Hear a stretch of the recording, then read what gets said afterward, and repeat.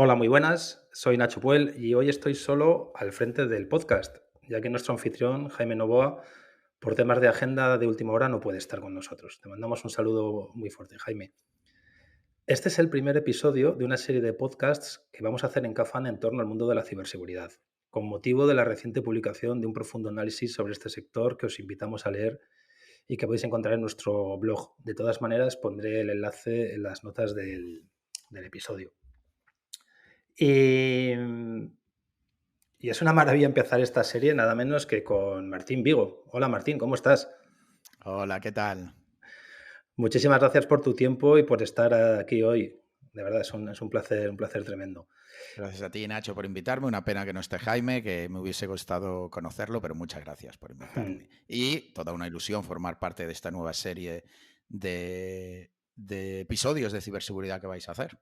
Sí, sí, a ver, que estamos con muchas ganas de ir soltándolos porque creo que van a ser muy interesantes, sobre todo para mucha gente que no está tan familiarizada con temas de ciberseguridad y que creo que es importante saber lo importante que es para nuestras sociedades y nuestras economías cada vez más digitalizadas.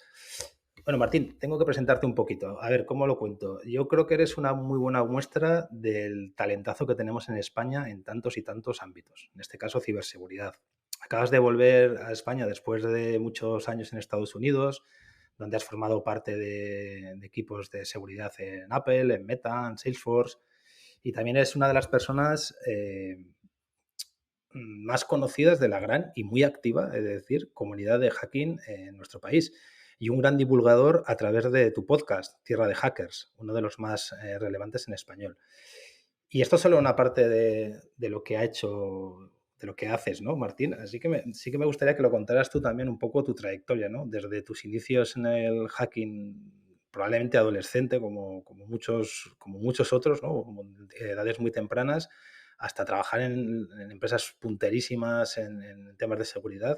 Y también cuéntanos en qué andas últimamente, tras tu vuelta. Pues sí, es una pregunta recurrente esto de cómo llegas de cero a hacker y una pregunta muy importante. Yo de hecho soy auténtico fan de los podcasts, un poco como el de K-Fans, donde escucho las historias, en este caso de emprendedores, ¿no? De cómo llegas a montar una pedazo de empresa, porque siempre es algo que me fascina y escucho muchos podcasts de ese tipo. En mi caso, pues la pasión por el hacking empezó desde muy joven. Yo que soy un poco más mayor, pues estaba, digamos, un poco en los inicios, no los inicios, pero pongamos en los inicios, en los años 90 ahí, cuando se popularizaba un poquito más el tema de los virus, los troyanos, el IRC, y ahí es un poco donde empezó todo mi interés y yo ya tenía muy claro que quería hacer informática. Y saltando así un poco para no alargarlo demasiado, estudié ingeniería informática como cualquier otra persona. En la época que yo lo estudiaba, todavía la ciberseguridad no estaba presente como mucho, como una asignatura, así de estas optativas, pero no había, digamos, una presencia como hay hoy en día de másteres especializados en ciberseguridad y por tanto yo me hice ingeniería del software, pero con la idea siempre de acabar en ciberseguridad. Y una de las cosas que fui capaz de hacer fue irme a Estados Unidos, lo cual a nivel de trayectoria, de carrera profesional, de oportunidad, me cambió la vida, como te puedes imaginar, y esto surgió a través de, bueno, yo andaba mucho con gente de Erasmus, porque yo soy una persona que estudié cada año en un país diferente de mi universidad. Mis amigos me llamaban becamán, porque pedía todas las becas que había y por haber. Entonces, pues pude estudiar en Taiwán, estudié en Estados Unidos, tanto en Nueva York como hasta incluso en Hawái estuve con una beca. Eh, yo me pedía todo, estuve en Alemania, estuve en Suecia, pues surgió un email de un amigo que se iba a Estados Unidos, a Apple, a hacer un internship, ¿no? Un becario, pero bien pagado, no como a veces tenemos aquí. Entonces, nos mandó un mail a toda la lista de amigos de Erasmus que teníamos y yo resulta que sucedía que tenía mi currículum hecho en inglés, que iba a subir a Infojobs, me acuerdo perfectamente, y digo, ¡ah! Yo se lo envío. Y esto era el año 2008, yo creo, y Apple en España era conocido por el iPod, poco más, muy poca gente tenía un iPhone. Y yo no tenía ni idea de Apple, pero tenía buen dominio del inglés y nada, me llamaron, me empezaron a hacer entrevistas, hice 4 entrevistas y yo iba un poco ahí con la pachorra, ¿no? Con la tranquilidad, porque vamos, estaba yo convencido, ¿a dónde voy yo? A Estados Unidos, ¿no? Y fui, y me acuerdo perfectamente del primer día, fue algo increíble. Y ahí estaba yo para 6 meses en principio, trabajé duro, me ofrecieron alargarlo, bueno, lo pedí yo, otros 6 meses, todavía como becario, insisto, con muy buenas condiciones, trabajando en Apple como uno más, lo cual es algo que quiero destacar. Y de ahí ya, pues claro, yo en todo momento mostraba mi interés de querer quedarme y ya me ofrecieron poder quedarme y ahí empezó un poco pues toda mi trayectoria en Estados Unidos. Ujú. Y luego saltaste a otras compañías, ¿no? Como Meta también, ¿no? Y Salesforce después, ¿no? Efectivamente, porque en Apple pues llegué un poco como ingeniero de software, entonces cuando yo ya tenía, porque el tema de visados es otra lucha, ¿no? En Estados Unidos, cuando yo ya estaba establecido con un visado potente como es el H1B, y si quieres podemos hablar un poco de eso también, pues lo siguiente que hice fue irme a DEFCON. Me compré un vuelo para Las Vegas, fui a DEFCON y si ya sabía que yo quería ser hacker, vamos, esa conferencia dije, yo quiero ser ese tío que está ahí arriba dándome una charla delante de 7.000 personas. Esto Yo es quiero importante, formar Martín, parte. lo de la DEFCON, ¿no? O sea, ¿por qué son tan importantes y desde siempre las conferencias, ¿no? Y se les da tanta preponderancia en el mundo hacking y por qué la DEFCON, a la gente que no la conozca, por qué es la más importante. Sí, bueno, DEFCON en concreto es el referente en las conferencias de ciberseguridad, sobre todo las que son así un poquito, digamos, más underground, aunque ya teniendo en cuenta que van 25.000 personas, muy underground no es, pero digamos como a diferencia de una conferencia como puede ser la RSA o Black Hat, que es más corporativa. DEFCON todavía mantiene ese rollito hacker y ahí la verdad va lo mejor de todo el mundo y se reúne pues la élite, ya digo, 25.000 personas, creo que fue el último año que asistió ahí a Las Vegas. Yo llevo yendo 12 años seguidos y la verdad se lo recomiendo a cualquiera. No es barato volar a Las Vegas, pero la conferencia en sí, para lo que ofrece, no es tan cara. Te puedes pillar un hotel bastante barato, o sea que lo digo como, digamos, un aliciente para que la gente, si puede, que invierta en irse a una conferencia de estas, porque yo soy un fiel defensor de las ventajas de hacer networking. Que yo networking le llamo también a irte de copas con gente de tu entorno profesional, porque a mí es lo que más lejos me ha llevado.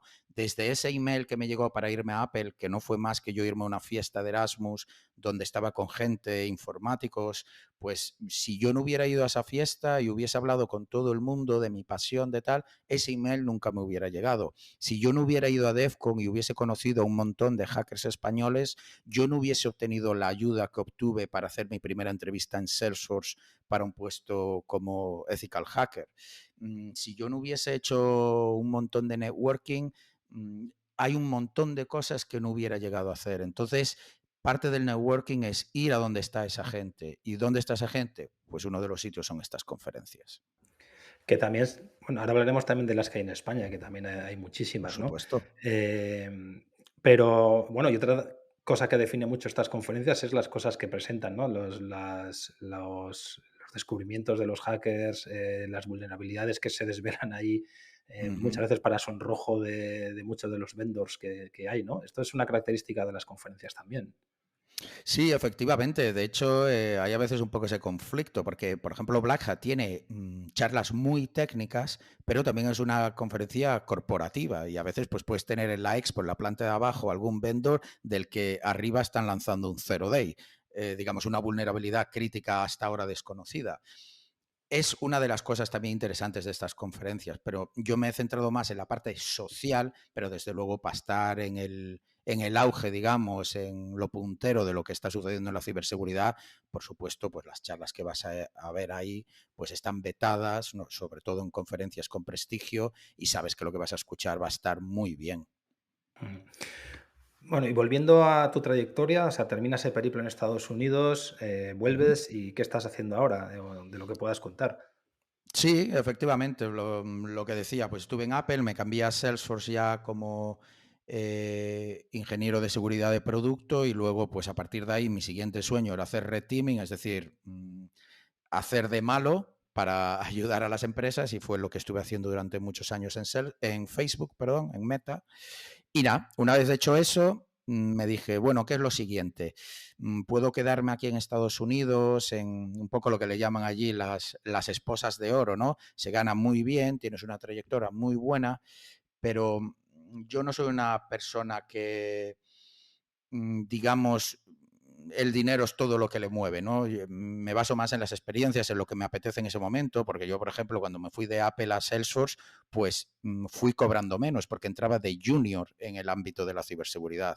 Cuando me fui a Facebook, que yo ya era lead en Salesforce, pues volví otra vez a junior. Era algo que no me importaba demasiado, digamos, algo que me impactase mi economía mientras yo estuviese haciendo algo que me motiva. Y eso es precisamente lo que me ha hecho venir a España. Durante la pandemia, pues una de las cosas que empecé y una de mis pasiones es dar charlas, divulgar, pues empecé un podcast, Tierra de Hackers, y lo hice basándome en lo que faltaba, que era yo veía muchos podcasts, muy buenos, por cierto, que se centraban en entrevistar a hackers, y yo quería un podcast que me mantuviese al día sobre la ciberseguridad, y no vi que realmente existía uno mmm, que por lo menos fuese lo que yo estaba buscando. Y cogiendo ejemplos, porque escuchaba muchos en inglés, dije, pues no lo voy a hacer en inglés, lo voy a hacer en español y me voy a centrar en las noticias. Y de ahí nació Tierra de Hackers. Tierra de Hackers ha empezado a crecer un montón y entonces yo ya me iba picando esa vena y luego yo hacía tiempo que, bueno, pues por las charlas e investigaciones que yo presento en conferencias, pues me van surgiendo pues proyectos, ¿no? Porque hay gente pues que me escribe y me dice, oye, ¿podrías ayudarme? Estoy montando una empresa con este producto, he visto que tú lo has hackeado en esta charla he visto que has hackeado algo parecido, ¿nos puedes ayudar? Y entonces ahí, digamos que estaba haciendo un poco de lo que diríamos autónomo, y entonces cogiendo una cosa y otra dije, es el momento de irme a España, empezar por mi cuenta, desde cero, viviendo de ahorros, pero haciendo lo que me apasiona, que es divulgar a través del podcast, a través de charlas, ayudar a todo el que me lo pida, a través de trainings, de cursos, participar en temas, digamos, tanto sin ánimo de lucro, como por ejemplo ayudo a montar la conferencia de Visa Barcelona o en otras cosas. Y luego, por supuesto, pues con mi empresa ofreciendo todo tipo de servicios de ciberseguridad, centrándome en ejercicios de red teaming y auditorías de seguridad. Esto es muy, muy interesante, el tema de cómo se emprende en ciberseguridad en España, ¿no? Tradicionalmente hemos sido un país de servicios y en ciberseguridad lo seguimos siendo.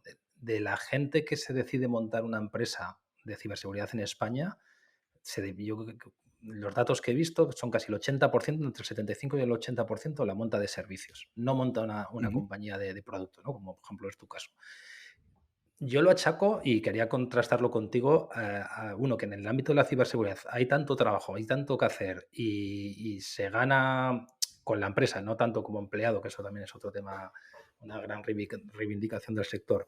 Es tan fácil empezar a trabajar que se suele caer en decir, bueno, pues no voy a hacer productos si es que ya con la consultoría me va muy bien. Si es que, ¿para qué quiero escalar? ¿Para qué quiero pasarlo mal como emprendedor? Si con 3 o 4 personas estamos facturando un montón, ¿no? ¿Crees que eso es uno de los factores que hace que la mayoría de gente monte empresas de servicios? Estoy convencido, incluso hablo en primera persona. Para mí, cuando he empezado aquí en España, pues desde el minuto uno ya tenía proyectos, ¿no? ¿Por qué? Porque son de consultoría y es muy fácil empezar, necesito un portátil y poco más. Mientras que si quieres desarrollar un producto, pues mayormente pues necesitas un equipo, pues porque, vale, sí, para un MVP puedes hacer tú algo, pero bueno, luego está la parte de negocio, algo que si haces consultoría pues no es tan importante, sobre todo si tienes 2 o 3 clientes potentes ya.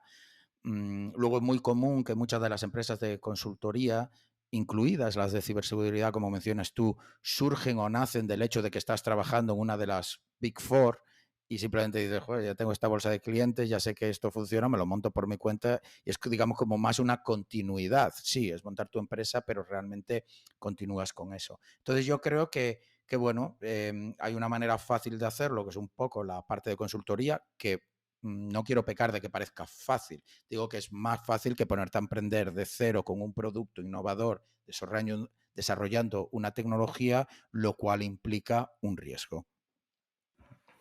Sí, sí, eso es muy curioso y es algo de lo que reflejamos en el estudio para tener más detalle ahí. Y volviendo, o sea, Martín, volviendo a tu trayectoria que has trabajado en todas estas compañías, has visto el advenimiento de las tecnologías móviles, es decir, de un montón de cosas desde dentro de cómo se iba ampliando la superficie atacable, ¿no? En el mundo de tecnología, ¿no? Hemos pasado de ordenadores físicos sin ninguna conexión a pasar a un entorno lleno de smart devices, de todo tipo de tecnologías conviviendo al mismo tiempo, ¿no? O sea, has vivido todo ese auge, ¿no? Y una cosa que me llama mucho la atención también, yo que vengo un poco también de este mundo, aunque no tan profesionalmente hablando, es que los problemas clásicos de ciberseguridad siguen siendo los mismos que hace casi 40 años, ¿no? Los passwords, la gestión de identidades, ahí siguen y siguen y siguen, ¿no? Transformados o un poco adaptados, pero siguen entre nosotros, ¿no? ¿Por qué son tan persistentes? Sí, la coña está en que todavía en 2023 tenemos SQL Injection en las páginas web. Si esto se ha presentado al principio de los 2000. Sí, de hecho, mira, te doy una métrica interesante ahora que se me ocurre. Tú si te miras el OWASP Top 10, ¿no? Que es esta organización sin ánimo de lucro que hace un ranking de las vulnerabilidades más comunes en diferentes entornos. Si te coges, por ejemplo, el de web, pues es que tú te miras el top 10 desde hace muchísimos años y mínimo 7 de las 10 siguen siendo la misma durante todos los años y además siguen puntuando arriba de todo. Un cross-site scripting, un CSRF, un authentication issues. Sí, es desde luego un problema patente que aparte, insisto, lo podemos ver y tenemos métricas al respecto. ¿El por qué? Bueno, hay problemas un poco más difíciles que solucionar que otros. Luego es verdad que, por ejemplo, hay, digamos, clases de vulnerabilidades, ¿no? Entonces, a pesar de que se va evolucionando a la hora de añadir protecciones, pues, por ejemplo, no sé, se me ocurre temas de gestión de memoria. Si cogemos un tipo de vulnerabilidad como gestión de memoria, pues ahí entran desde un buffer overflow de toda la vida, los use after free y todo lo que tú quieras. Si se ha ido añadiendo, si hay durante, no sé, pongamos los últimos 15 años, desde DEP a SLR y muchas otras protecciones para los problemas de vulnerabilidades en gestión de memoria que se han ido añadiendo, pero seguimos teniendo. ¿Por qué? En parte por el desarrollo de nuevas tecnologías, en parte, pues, por ejemplo, como dispositivos IoT que vienen diseñados de tal manera en lo que se enfoca en abaratar el coste para poder vender dispositivos lo más baratos posibles y dejamos de lado la ciberseguridad. Por tanto, es como un paso atrás. Quiero decir con esto que a lo mejor estamos viendo el mismo tipo de vulnerabilidades, pero en otro tipo de componentes. Por eso no acaban de desaparecer, porque es verdad que hoy en día, pues, por ejemplo, en páginas web encontrarte un SQL injection ya es mucho más difícil porque todo el mundo hace básicamente sus páginas Traduce un web con poco para WordPress. muchos de nuestros oyentes que quizás no sepan lo que es. Vale, muy básicamente, y gracias por el apunte, por el matiz, que a veces me olvido del tipo de audiencia al que estamos hablando, porque yo vengo más de la parte de hablar a hackers. Pues básicamente es un tipo de vulnerabilidad que afecta a las bases de datos donde se almacenan pues, la información como los usuarios o información privada en la que tú puedes, si eres un atacante, digamos, robar, extraer, exfiltrar esa información, por no entrar en los tecnicismos. Esto es un problema que conocemos hace casi 20 años y que todavía lo podemos encontrar a día de hoy. Por eso lo ponía como ejemplo. Pero es mucho más difícil porque hoy en día todas las webs se hacen con WordPress básicamente y WordPress ya añade muchas protecciones para eso. Pero nos lo podemos volver a encontrar en dispositivos IoT que utilizan a lo mejor una web muy sencillita o los paneles de administración de nuestros routers y modems. Entonces, existen las mismas vulnerabilidades, solo que en diferentes dispositivos. Ujú. Sí, bueno, estaba hablando de los problemas clásicos, ¿no? Como los que hemos mencionado que siguen todavía entre nosotros. Pero, ¿qué pasa con los nuevos problemas que antes no teníamos, ¿no? Porque también están apareciendo, ¿no? Es decir, cualquier avance en tecnología supone también solventar problemas viejos que a veces se nos olvida que a veces sí que se resuelven, pero se crean muchos nuevos, ¿no? Es un arma de doble filo, y siempre que ha habido un avance tecnológico se ha usado para las dos cosas, ¿no? Para el bien y para el mal. O sea, desde inventamos el avión los seres humanos y, oye, qué bien, y lo primero que hacemos es ponerle una metralleta en el morro, ¿no? O, O Alfred Nobel inventa la dinamita para acceder a las minas mejor y tal, y el primer uso es ponerlo bajo el coche de alguien. Em, traducido a nuestro mundo de ciberseguridad, oye, pues ahora tenemos deepfakes con AI, que antes pues, era impensable y ahora se ha democratizado que casi cualquiera puede hacer uno, etcétera. ¿Qué más problemas nuevos existen que antes no existían y cuál ha sido el papel de las nuevas tecnologías en ellos? Desde luego, ahora mismo todo el foco está puesto en la inteligencia artificial, ¿no? Desde esa famosa carta que escribieron muchos de los personajes más relevantes en este mundo, pues poniendo un poco la alerta, ¿no? Sobre los peligros de la inteligencia artificial, hasta Elon Musk pidiendo una regularización de la inteligencia artificial, hasta los que luchaban en contra de eso, acusando pues, a gente como Elon Musk que lo que querían era ralentizar durante 6 meses el avance para que otras empresas sean capaces de ponerse a la altura. Insisto, la inteligencia artificial es donde están surgiendo ahora las nuevas amenazas, desde la privacidad hasta la desinformación. Yo no pondría todavía demasiada preocupación en un escenario Skynet barra Terminator, pero desde luego tú has dado un ejemplo buenísimo con todos estos deepfakes, ya te digo, todo tipo de desinformación, hasta revenge porn, digamos, pues crear vídeos de alguien de tu pareja o expareja, vídeos pornográficos se puede llegar a hacer con su imagen y haciéndolos pasar como si fueran reales. Vemos automatización de estafas también, desde clonar voces hasta el script que vas a leer, pues todo a través de inteligencia artificial. Desde luego el poder de tecnologías como ChatGPT para temas de texto, Dalí, Midjourney para temas de imágenes, abre el campo, ¿no? Digamos, la superficie de amenazas, el threat surface famoso. Ay, que me quedo sin aire, me emociono con esto. El threat surface famoso decía que es lo que sucede cada vez que tenemos tecnologías nuevas rompedoras. Entonces yo mismo, por ejemplo, he hecho ejercicios de red teaming sin entrar en demasiado detalle sobre dónde, pero en temas de prompt injection. Prompt injection es esto de, pues, las inteligencias artificiales que estamos viendo ahora de consumo, ¿no? Para todos, como un chat GPT, en realidad están limitadas. Tú, si lo típico es preguntarle cómo hacer una bomba de napalm, ¿no? El hello world, digamos. Pues no te va a contestar, pero hay maneras de preguntarlo de manera enreversada para que engañe las protecciones que tiene esa inteligencia artificial y te lo diga igualmente, ¿no? Pues yo he hecho ejercicios de red teaming para poner a prueba esto. El otro día veía que OpenAI, la empresa detrás de ChatGPT, tiene ahora mismo anunciados varios puestos de trabajo para Red Teamer, para Red Teams en temas de Vamos a explicar inteligencia un poco qué es artificial. el tema del Red Team, Blue Team, incluso del Purple Team, ¿no? Dentro de las organizaciones, que es muy Sí, interesante y, bueno, y también seguridad ofensiva y defensiva.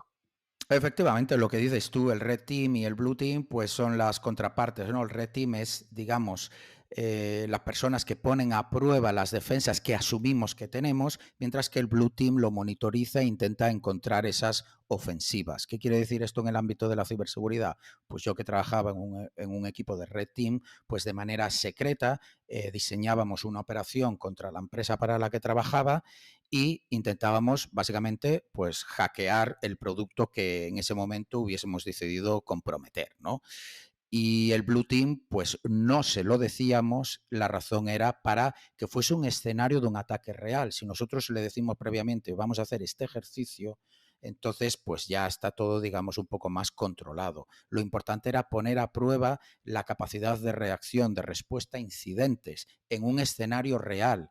Y ya son ellos los que tienen que descubrir o que somos nosotros o los detalles del ataque, pararlo, hacer un post-mortem, un análisis forense y todo esto. Es una manera muy buena, muy eficaz de descubrir tanto agujeros de seguridad que no se sabía que se tenían, como vectores de ataque pues muy innovadores que no se habían tenido en cuenta en los playbooks que se suele tener en empresas y así. Y luego el purple team pues, está en medio, que es si avisas al equipo defensivo que vas a hacer ciertos ataques y esto se hace pues para testear que las defensas que tienes pues son realmente eficaces o si hay algunos vectores de ataque que no eres capaz de detectar. Mira, esto me lleva a justo lo que decías de la tradición del forensic en ciberseguridad, que es muy larga, y veo yo mucha similitud y muchos paralelismos con la industria aérea. No sé si sabes que o has visto, hay una serie de documentales que a mí me fascinan, que se llaman Mayday, catástrofes aéreas, que cuentan Sí, muy sí, sí, bien sí. cómo la industria aérea es cada vez más y más segura gracias a accidentes terribles y desgraciados que dejaron valiosos aprendizajes, ¿no? Es decir, es la paradoja de que cada vez que pasa algo espantoso, eh, gracias a ese análisis forense, a saber qué ha pasado y que muchas veces, bueno, por no decir todas, no es por una única sola cosa, sino que ha sido una concatenación de cosas que no se suponía que deberían estar pasando, pero han pasado y al final desembocan en un accidente terrible de aviación, ¿no? Y la aviación es muy segura gracias a que ha habido esos accidentes, ¿no? Entonces, en cierto modo, la industria aérea celebra cuando hay celebra con muchas comillas, por favor, que algo de esto ocurre porque ha permitido descubrir una vulnerabilidad que no existía o una cadena de fallos en la que nadie había pensado. No sé si en ciberseguridad también hay documentales como estos, pero que estaría muy bien, pero nos puedes contar, pero ha habido casos relevantes que ha habido un antes y un después de ataques famosos, ¿no? Yo qué sé, desde un WannaCry mítico hasta lo que pasó con SolarWinds y el supply chain. ¿Nos puedes contar algún caso de, oye, mira, muy breve, o sea, pasó esto y esto cambió radicalmente la manera en que se enfocaba la seguridad en estos aspectos, o hubo un antes y un después de algún caso de estos? Mira, el ejemplo que ponías, por supuesto, me encanta ver, no sé por qué, el tema de análisis de accidentes de aviones. De hecho, hay otro canal de YouTube ahí de un tío, Mauricio PC, que es en español y a veces pone el audio del cockpit, que está muy guay. Lo digo por si hay Sí, otras son muy personas parecidos, sí, sí, lo que hace como Mauricio, tú y sí. como yo que les gusta ver este tipo de cosas. De hecho, mira, recuerdo una frase, no sé a quién se la escuché, pero decía que Ayrton Senna, el famoso piloto de Fórmula 1, había salvado muchísimas vidas, porque cuando él tuvo el accidente en el que falleció, gracias a ese accidente se pusieron un montón de medidas en los coches de Fórmula 1, como por ejemplo el hecho de que llevas el cuello sujeto y todo esto, precisamente para que no volviese a suceder, que es un poco lo que dices tú. Entonces, cuando extrapolamos eso al mundo de la ciberseguridad, hay digamos, una desventaja, porque tanto en la aviación como en la Fórmula 1 no tenemos un escenario de gato y ratón. En el mundo de la ciberseguridad tenemos a un atacante que en base a las medidas que van surgiendo nuevas innova para encontrar otros fallos. En el mundo de la aviación o de la Fórmula 1 o de lo que sea, no tenemos a, digamos, atacantes, un escenario en el que el avión intenta, ¿no?, encontrar otras maneras de estrellarse. Por supuesto, luego está toda la parte de terrorismo, que ese es otro tema, pero yo creo que se entiende lo que quiere decir. Entonces es lo que estamos viendo en el mundo de la ciberseguridad. Se innova, se añaden protecciones. Por ejemplo, mira ahora lo que ha hecho Apple con su modo lockdown, ¿no?, en los dispositivos móviles, precisamente para proteger a las víctimas más importantes para, pues, gobiernos opresores, como son periodistas, disidentes, políticos. Pues puedes poner tu dispositivo en un modo en que reduce muchísimo la funcionalidad, pero con ello reduce muchísimo, pues, los vectores de ataque, ¿no? Mencionaba antes como cada 2 o 3 años salen nuevos mecanismos de seguridad para el tema de la gestión de memoria. ¿Qué sucede? Que tenemos a los malos, que también son muy inteligentes, encontrando nuevas maneras. Y cuando no son nuevas maneras es irse al eslabón más débil. Mucha gente a veces cree que el comprometer empresas se trata de tienes una IP, tienes un servidor, lo hackeas y ya estás dentro de la empresa. No, sucede a través de ingeniería social. Siempre, no tengo números, pero yo me apostaría que el 80-90% de las veces el vector de ataque es engañar a un empleado para que haga clic en un virus y luego ya estás dentro de la red y luego ya sí te pones a comprometer y a exfiltrar y a robar datos. O dejar Lo unos que sucede, pendrives por una oficina, un repartidor dejando pendrives en una oficina, por ejemplo, también pasa mucho, ¿no? sí, también un poco eso es lo que sucedió con Stuxnet, ¿no? Que pues eran ordenadores que no están conectados a internet y hubo que infectarlos de esa manera y así se hizo a través de USBs. Pero básicamente es el problema que tenemos. Se van al eslabón más débil y la parte que decía del gato y el ratón, echa la ley, echa la trampa. Tenemos a los malos innovando para encontrar nuevos tipos de fallos y, volviendo un poco a lo de antes, así tenemos 50 millones de conferencias de ciberseguridad en las que todos los años van saliendo vectores de ataque innovadores. Y esto nos lleva, volviendo a lo de los eslabones débiles, ¿no? Que muchas veces interpretamos la imagen del hacker con su capucha, con un fondo negro, tecleando a altas horas de la madrugada, ¿no? Que los hay, y muchos, y muy sofisticados, pero es verdad que la mayoría de ataques provienen de atacar eslabones débiles o con maneras muy sencillas, ¿no? Pues, por ejemplo, en password, pues es que es verdad, es que la gente usa admin 1234 como password para muchas cosas. Y ahí sigue, ¿no? Entonces, pruebas y puedes entrar en un montón de sitios. Pero esto me lleva también a otro tema que quería hablar contigo, que es el ransomware, ¿no? ¿Qué está pasando con el ransomware, ¿no? ¿Por qué es tan difícil de erradicar? ¿Por qué va en aumento? ¿Y qué podemos hacer? ¿Crees que va a ser que es un problema endémico con el que vamos a convivir eternamente? ¿O crees que alguna vez se llegará a resolver y nos olvidaremos de esto? Qué buena pregunta. Vamos a explicar también primero qué es ransomware para que la gente no lo sepa, que yo creo que sí, a ver, lo voy a decir yo y tú me corriges si me equivoco, ¿no? Pero básicamente es un ataque más a datos, diría, ¿no? Es datos vulnerables y valiosos, por ejemplo, datos de salud o datos de una compañía. Un atacante se hace con ellos, los encripta y pide un rescate a cambio de devolverlos, ¿no? Ujú.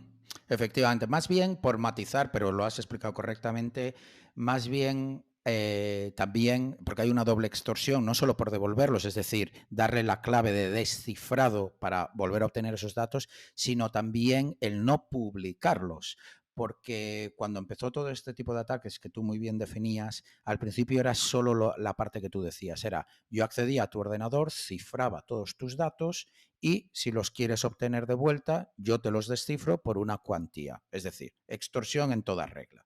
Pero como se vio que mediante backups, copias de seguridad, muchas empresas eran capaces de recuperar sus datos porque tenían una buena política de copias de seguridad, lo llevaron a otro nivel y ahora no solo te cifran los datos, sino que los exfiltran, los roban y te amenazan con que los van a publicar.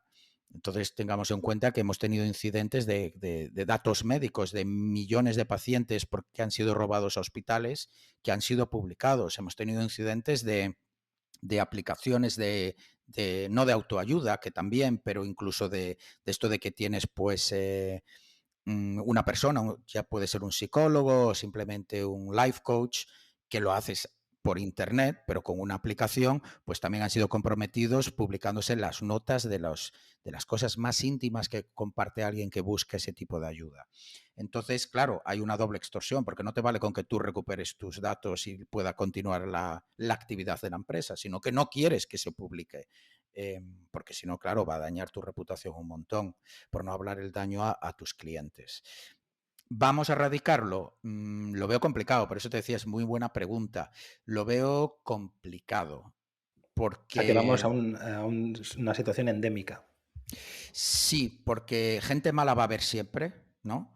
Y aquí se ha visto que esto es muy lucrativo. Y sí, mejorará la ciberseguridad, seguro. Habrá pequeñas y medianas empresas que todavía no tienen presupuestos enormes para tener una seguridad espectacular, que en donde la ciberseguridad se va automatizando, se hace más uso de frameworks que ya vienen con seguridad por defecto, pero aún así, insisto, se va al eslabón más débil. Si yo voy y te pido las llaves de tu casa y tú me las das, va a seguir ocurriendo robos en casa. Es que muchos de los ataques es pedir permiso, digamos, o engañarte para que me lo des. Entonces, sí, existen maneras de monitorizar emails sospechosos, pero erradicarlo, como me preguntas, yo lo veo muy complicado. Evolucionará, podrá ser más complicado, la gente tendrá más concienciación, por eso es tan importante este podcast o que tanto tú como yo hagamos divulgación de esto, pero erradicarlo lo veo complicado. La mejor medida, buena política de copias de seguridad, lo cual te va a ayudar con la fase de recuperación de la actividad de tu empresa. Y luego, por supuesto, alertar a la justicia, a las fuerzas y cuerpos de seguridad, que en muchos casos pueden ayudar. el tema de pagar o no pagar, no entro. En principio, Que creo es que un tema Europa muy polémico, ¿no? Porque decías tú, y muy bien, de por qué está el ransomware rampante. Pues porque la gente paga, porque es lucrativo, porque da sí, dinero. muy lucrativo, muy lucrativo. Y claro, yo por eso digo, no entro porque es muy fácil desde el sofá de mi casa, con mi empresita pequeñita, decir al que, y que yo sí tengo pues conocimientos de ciberseguridad, decirle a alguien que le han fastidiado toda la empresa, no, no, no pagues, que eso no está bien, que es darle dinero a los malos. Ya, pero es que entonces se me hunde la empresa y yo me voy a la calle. Entonces no quiero caer en eso. Por supuesto, con esto tampoco estoy diciendo que está justificado pagar. Es complejo y hay que ponerlo en manos de las autoridades, buscar ayuda con expertos en ciberseguridad. Yo mismo he ayudado varias veces en estas situaciones, tanto a recuperar la situación como incluso pues, las empresas especializadas ayudan incluso a negociar, ¿no? con los delincuentes y depende, es un tema de caso a caso. Hay países que están intentando, viendo lo rampante que es el problema, de poner trabas a los pagos, ¿no? Para evitarlos, ¿no? Ujú. Hay leyes bueno, que incluso se piensa en tipificar el pago de ransomware como colaboración con banda armada, nada menos, ¿no? Para atajarlo de alguna manera. Pero ¿crees que estas regulaciones van a atajar eso, ¿no? Igual que también creo que en España viene una ley nueva y en Europa de que empresas de cierto tamaño, mucho más pequeñas, de no sé si son 50 o 100 empleados, ya tienen que reportar los incidentes que tengan de ciberseguridad, ya tienen una serie de cosas que antes solo estaban exigidas, se exigían a las compañías grandes, ¿no? Entonces, ¿crees que con legislación se podrá solventar eso? ¿O lo que va a hacer es que los pagos se hagan aún más por debajo de la mesa, como ya está pasando, usando criptos y demás? Es muy curioso porque por eso utilizaba la palabra antes de que los ataques de ransomware van a evolucionar. Primero contesto a tu pregunta. Yo creo que la legislación ayuda. Por ejemplo, tenemos el caso de Uber, que fue comprometido, efectuaron el pago y no dijeron nada. Y acabó con muchísimos problemas legales el CISO y la empresa en general porque no notificó nada y esos datos estaban distribuyéndose por Internet. Yo creo que como clientes tenemos derecho a saber cuando nuestros datos han sido filtrados o se han publicado y están accesibles a todo el mundo.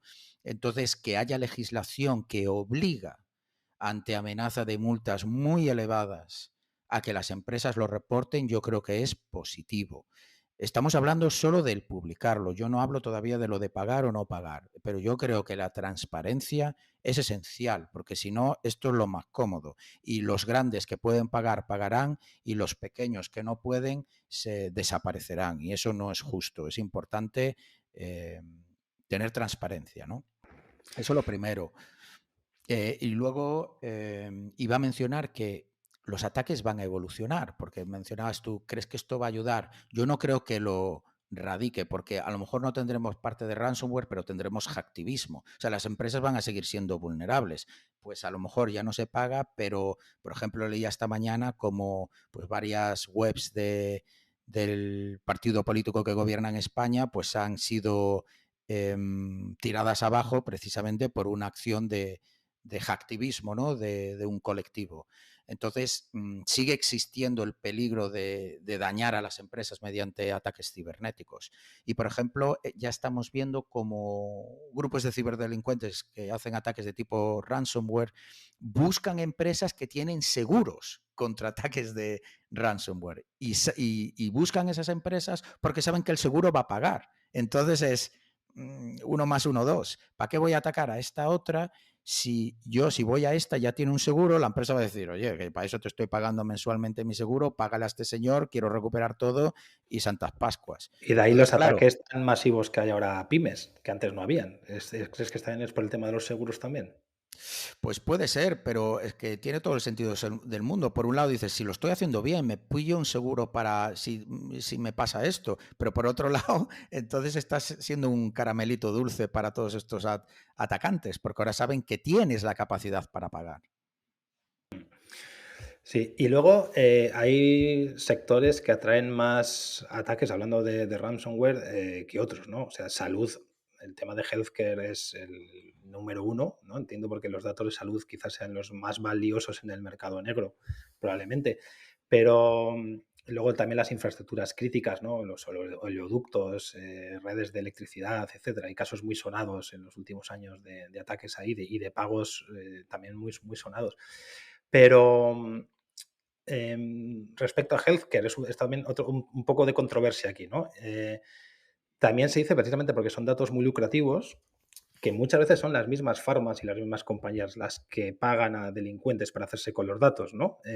Son un chollo para farmacéuticas y compañías que pueden comercializar productos relacionados con la salud, pueden ir directamente a los clientes porque les pueden vender tratamientos, medicamentos súper costosos, hacer perfiles de personas.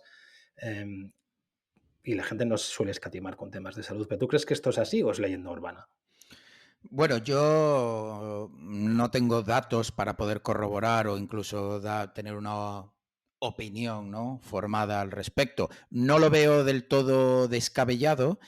Tenemos casos de competencia desleal, de espionaje industrial, sobre todo muy proveniente de China. Sabemos que muchos grupos de ransomware ponen a subasta los datos, es decir, si tú no les pagas para que no los publiquen, los subastan. Y hemos visto ventas porque la actividad se ve en el blockchain, porque todo esto funciona a través de criptomonedas como Monero o Bitcoin.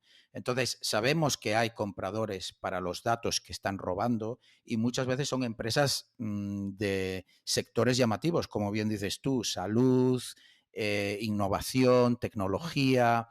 Claro, si hay una empresa que compite contigo y de repente ve que todos los datos de algo en lo que están trabajando muy puntero están a la venta, pues puede ser una inversión lucrativa y además lo estás comprando en principio de manera anónima. Por tanto, va a suceder. Los ataques de ransomware, tanto por el valor de los datos, como tú dices, con el tema de sanidad, aunque hay varios grupos que tienen, digamos, como una línea de principios que no cruzan, muchas veces son hospitales porque lleva la disrupción de la actividad y puede costar vidas. Vemos que es eso, que la parte de disrupción es una de las cosas más importantes y es a lo que suele llevar este tipo de ataques. Por eso también vemos lo de infraestructura crítica un montón, pasarelas de pago, todo lo que paralice cuanto más mejor, sabes que es donde probablemente te van a pagar más rápido y sin intentar negociar demasiado, porque quieren volver a la actividad cuanto antes. Hmm. Y, y otra cosa también, para mí muy relevante, no hacemos más que hablar de problemas y hablar de ataques, y que es algo que siempre en tecnología, sobre todo en medios generalistas, a mí me da mucha rabia, ¿no? Cada vez que hay una noticia de Internet en un medio generalista es una noticia mala. Es alguien utilizando la tecnología para el mal. Oye, mira, hay un...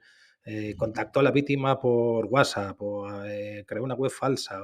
Es decir, siempre se habla poco de la tecnología haciendo el bien, ¿no? Cuando funciona, que es la mayoría de las veces, ¿no?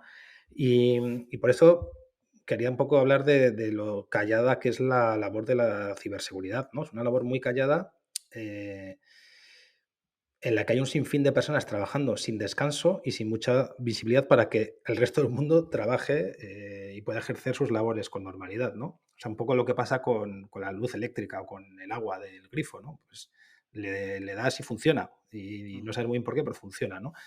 Y en el caso de los ataques, siempre es como los accidentes aéreos. Tienen titulares, alarmismo enorme y muchas veces justificado, pero hay pocas noticias que digan, por ejemplo, de ayer hubieron 20.000 vuelos y todos llegaron a destino sanos y salvos, ¿no? En el caso de la ciberseguridad pasa lo mismo. Es decir, hay un montón de compañías o organizaciones que, si no fuera por todas las medidas de ciberseguridad que tienen implementadas y en funcionamiento, están repeliendo ataques continuos, sofisticados, no sofisticados.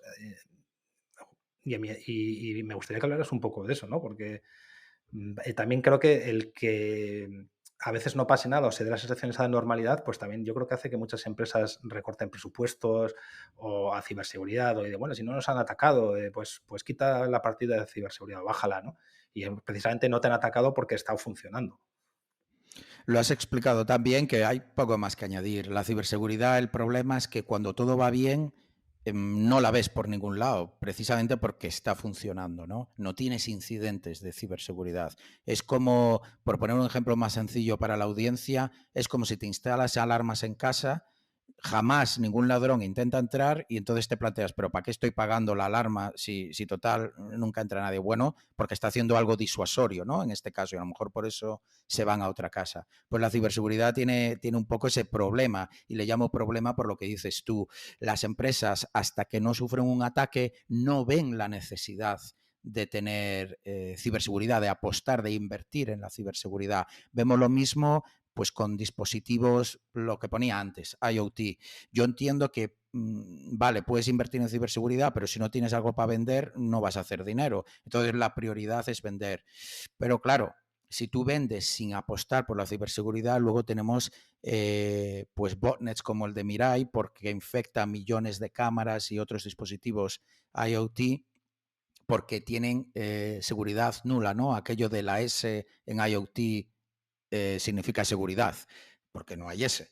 Entonces, es uno de los problemas que tenemos, que al ser, digamos, un mecanismo que funciona de manera invisible, no somos conscientes de lo que está ayudando.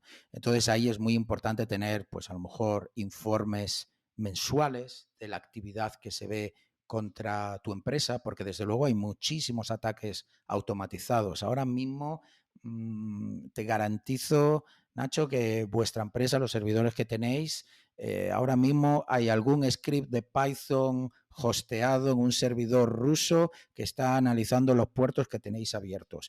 Ataques no demasiado sofisticados, pero automatizados, que escalan. Entonces, pues a veces lo que se puede recomendar es hacer informes mensuales para la gente en C-level, ¿no? Que vea, ostras, pues mira, este firewall del que estamos pagando la licencia y el equipo de respuesta a incidentes o de inteligencia, pues está siendo productivo, está evitando que suceda algo mayor. Y esto es muy importante porque afecta a las decisiones de invertir en ciberseguridad. Que eso es un cambio también en el mercado, ¿no? También, tradicionalmente siempre he sido algo reactivo, es decir, cuando me pasa algo, entonces cuando investigo, cuando Efectivamente. contrato, cuando hago cosas, y cada vez, sobre todo los que han sufrido cosas, estamos yendo a más, y se ve mucho en las startups que vemos y analizamos, muchas están en la parte de prevención, ¿no? De antes de que ocurra, ¿no? O sea, hay un auge ahí bastante. Otra cosa también que creo que es interesante hablar es, bueno, por un lado tenemos a los humanos, ¿no? Que vamos a seguir pinchando en los enlaces de phishing, vamos a seguir pinchando donde no tenemos el mismo password para 1000 cosas, nos aceptamos condiciones de servicio sin leerlas, sale una app de caras que nos hace más viejos o más jóvenes y la ponemos y nos echamos unas risas, etcétera. Va a ser difícil que eso cambie, ¿no? Y también hay mucha presión al usuario muchas veces por los fabricantes de software, oye, el usuario tiene que actualizar los parches de seguridad, tiene que cambiar el password cada 2 semanas y tiene que...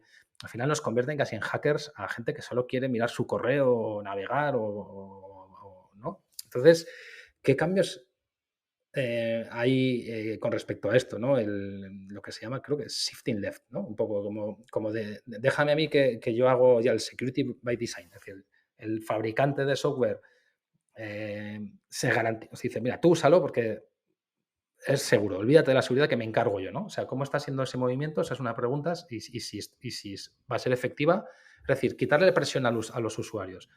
Y la otra es que el código cada vez es más complejo, cada vez hay más líneas de código que las hacen humanos hasta hace relativamente un día o dos. Y si tú crees, y claro, y hay muchos fallos muchas de las vulnerabilidades de los programas vienen por fallos humanos en la programación, que alguien los descubre y los explota, ¿no? Pero tú crees que con el nuevo cambio que hay con los copilots de AI, de programación, se va a hacer un código cada vez menos humano, más sofisticado y cada vez más seguro? ¿Nos va a llevar a más seguridad o no? O no Sí, lo necesariamente. de Copilot, pues ya sabemos que es pues inteligencia artificial que te ayuda de manera automática a escribir pues snippets de código, trozos de código. Bueno, por poder te puede escribir una página web entera. Yo ya me he encontrado en muchos sitios ejemplos de código que da la inteligencia artificial que contiene vulnerabilidades. ¿Por qué? Porque al fin y al cabo la inteligencia artificial generativa ahora mismo se alimenta de los datos que existen en Internet y muchas veces pues las contestaciones que se dan a preguntas en sitios como Stack Overflow por desarrolladores, pues no deja de ser otros humanos que dan una respuesta ahí para un problema que tienes, pero no te van a, no les estás pagando para que te den ahí una respuesta súper segura o que esté súper verificada. Y de eso es de lo que se retroalimenta la inteligencia artificial. Por tanto, ahora mismo yo no me fiaría demasiado de escribir, de poner en infraestructura crítica código generado por inteligencia artificial sin suficiente supervisión por un humano que tiene que ser experto en ciberseguridad. Espero que se entienda lo que quiero decir. Creo que estamos lejos de eso, pero sí no se puede negar, y ya vamos, yo hablo con compañeros que son desarrolladores, utilizan a diario tecnologías como Copilot para ser más ágiles a la hora de desarrollar software. Y eso está bien, mientras tengamos, insisto, auditoría de código, tanto automatizada como luego pues testing, eh, poner a prueba que el software no tenga vulnerabilidades, monitoreo y todo lo que ya debería estar implementado mucho antes de haber tenido estas tecnologías a mano de inteligencia artificial. Mencionabas el tema de shifting left, ¿no? A mí me hace gracia ese término porque cada año hay la coña de que en la RSA, ¿no? La conferencia está enorme en San Francisco, hay como un buzzword, una palabra clave que define ese año. Inteligencia artificial es la de este año, pero lo fue Big Data, lo fue, pues eso, cifrado, cosas así, ¿no? Y hubo un año que era Shift Left y tú te ibas por la expo y todas las empresas era Shifting Left, Shifting Left. Bueno, Shifting Left se trata de implementar la ciberseguridad, implementar la seguridad al principio del ciclo de desarrollo del producto, ¿no? No esperes al final, cuando ya tienes el coche hecho para, bueno, y ahora vamos a revisar la seguridad y ver lo que hay. No, no, eso ya es tarde. Cuando estás pintando el coche en el papel, ahí tienes que estar teniendo en cuenta ya hay conversaciones de ciberseguridad para desarrollar el producto con la seguridad en mente, no que sea algo de después. Eso es básicamente lo que significa lo del shifting left, ¿no? Y por supuesto, luego tenemos la parte que tú también mencionabas de seguridad por defecto. Claro, esto es importantísimo porque hoy en día, pues eso, muchos productos te vienen con contraseñas por defecto, que es el ejemplo más claro, contraseñas por defecto que comparten todos los productos. Entonces, si yo me compro una cámara y tú te compras la misma, yo sé la contraseña de mi cámara y sé que todos los clientes que tienen esa cámara van a tener la misma contraseña. Por tanto, si no la cambias, si tú no llevas a cabo una acción como cliente, estás inseguro. De la manera que tenemos que hacerlo es con seguridad por defecto, que esa contraseña sea aleatoria en cada cámara que se vende. Por tanto, yo ahora no te obligo a llevar a cabo ninguna acción y aún así estás seguro. Ese sería el mejor ejemplo. Y desde luego estamos intentando deshacernos de cosas como contraseñas, con tecnologías como WebAuth, pero por un lado tenemos que la industria tiene que adoptarla y por otro lado que lleva su tiempo, ¿no? Pero desde luego la seguridad por defecto, que incluso ya está en muchas guías, como NIST y todo esto, es algo importantísimo, porque no podemos esperar que todo el mundo sea un experto en ciberseguridad, no podemos obligar a los consumidores a que cuando compran un dispositivo, que cada día son más los que están conectados a Internet, tenga que llevar a cabo 20 pasos de configuración antes de poder tenerlo securizado y poder conectarlo a Internet de manera segura. Sí, sí, completamente de acuerdo. Y ahora hablando de privacidad de datos, ¿no? Porque hemos hablado, por ejemplo, de los casos de ransomware, ¿no? De empresas y de instituciones. Pero, por ejemplo, casos, y por citar uno reciente, el de Air Europa, una empresa que ha utilizado mucha gente en su día a día. Y de repente te llega un email de una compañía de estas que te dice, oye, tus datos han sido comprometidos, ¿no? Pero no pasa nada, no te preocupes, está todo controlado. Siempre tengo la sensación de que es más grave de lo que ocurre en esos mensajes. Y luego tengo la sensación también de que la gente no sabe muy bien a qué se expone. Es decir, por ejemplo, oye, se ha filtrado mi nombre, mi apellido y mi fecha de nacimiento. Bueno, que en verdad, si yo soy un ciudadano anónimo y yo no tengo nada que ocultar y tampoco soy muy relevante, pero en realidad yo creo que no es así. Entonces, ¿Qué podemos hacer como ciudadanos cuando sale un caso de estos que nos afecta, ¿no? Porque al final es como que no podemos hacer nada. Hemos confiado en una empresa, esa empresa no ha hecho bien los deberes muchas de las veces, la mayoría, y mis datos han filtrado y no puedo reclamar a nadie ni puedo hacer nada, ¿no? ¿Cómo nos podemos proteger de manera individual post-ataque? Por ejemplo, si mis datos de la web de Europa se han filtrado, ¿ahora qué hago? ¿O qué podría Sí, hacer? mira, es que tienes toda la razón, porque llegan esos emails y es en plan, bueno, otro día en la oficina, ¿no? De hecho, a mí me acaba de llegar hace unos días mismo de una importantísima cadena hotelera americana que les han comprometido ¿sabes? Me dice, bueno, solo la dirección, tal, quizás el el número de carnet de conducir, y bueno, te ofrecemos 12 meses de protección con esta empresa y tal y cual. Y dices tú, pero para empezar, los datos se van a quedar para siempre en Internet. Es un poco como darte una tirita después de haberte clavado 50 puñaladas, ¿no? Se plan, toma, sí, perdona, toma una tirita. Entonces, es un problema constante y que vuelve a tu punto tan importante que mencionabas sobre la importancia de la legislación. No puede ser que salga barato para las empresas el que les comprometan, porque entonces no hay incentivo ni aliciente para invertir en ciberseguridad. Por tanto, nuestros datos van a seguir comercializándose y distribuyéndose por Internet. Yo he estado en varios grupos de Telegram mientras hacía investigaciones donde literalmente se intercambian los vídeos de verificación que muchos bancos hoy en día para abrir una cuenta, pues tienes que grabarte un vídeo con el carnet de identidad cerca de tu cara y a lo mejor girar la cabeza un poco para verificar que eres una persona, pues eso se está distribuyendo en grupos de Telegram. Con esto decir que incluso las empresas centradas en ciberseguridad también están siendo comprometidas y sus datos constantemente vendiéndose por Internet y distribuyéndose. ¿Qué podemos hacer? Pues intentar reducir los datos que proveemos en Internet, las copias de nuestros DNIs con marcas de agua y ocultando todo lo que podamos, todo lo que no sea necesario. Yo lo llevo un poco más allá, es una de mis, digamos, pasiones en la parte de divulgación, todo esto de privacidad, y hago mucho hincapié en el podcast sobre ello, cubriendo noticias que tienen que ver con este tema.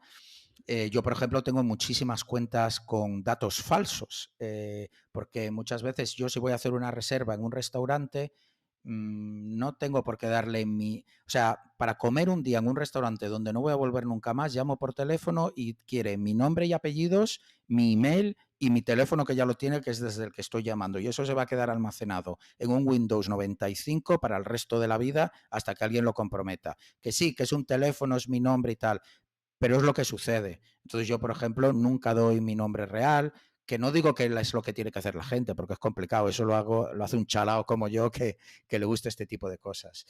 Pero muchas veces damos datos que no tenemos por qué dar. Yo muchas veces voy a consultas en persona y te dan el típico folleto, dirección, DNI, número de teléfono, email, para a lo mejor ir a una peluquería a cortarte el pelo, porque te tiene que hacer la ficha, es lo que me dicen siempre. No es que te tengo que hacer la ficha, es que me lo pide el ordenador. Niégate, niégate. No, para cortarte el pelo, esa persona no tiene que saber dónde vives.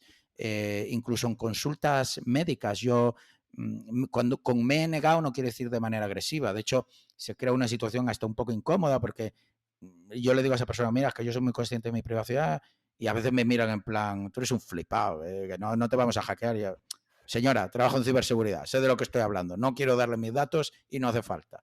Entonces, es una de las cosas que deberíamos hacer. Pero esto es de manera preventiva, pero me refiero después, ¿no? Porque, por ejemplo, si dices: "Oye, Correcto. te han comprometido la cuenta de Twitter, cámbiate el Uh -huh. password". Vale, me lo cambio, pero yo no me puedo cambiar mi fecha de nacimiento, o no me puedo cambiar el Sí, apellido, o no me puedo sí. cambiar, ciertas cosas, ¿no? Y eso ya ha pasado, ya está por ahí eso rulando por ahí, ¿no? Uh -huh. Entonces, pues, no sé, ¿qué podemos hacer a posteriori? Por ejemplo, oye, estar más atento a posibles ataques de phishing en los próximos días, semanas, porque cruzarán bases de datos y yo qué sé, ¿no? O sea, ¿qué podemos hacer a posteriori? Efectivamente, lo primero, en cuanto pongamos, te llega que te han comprometido de una red social, de LinkedIn, que hace 2 días, pues acaba de salir ahora que se filtraron un montón de emails. Hace 2 días lo leía de LinkedIn. Pues lo primero es pensar, ¿estoy utilizando la misma contraseña ahí que en otros lados? Porque lo primero que tenemos que temer son los ataques automatizados.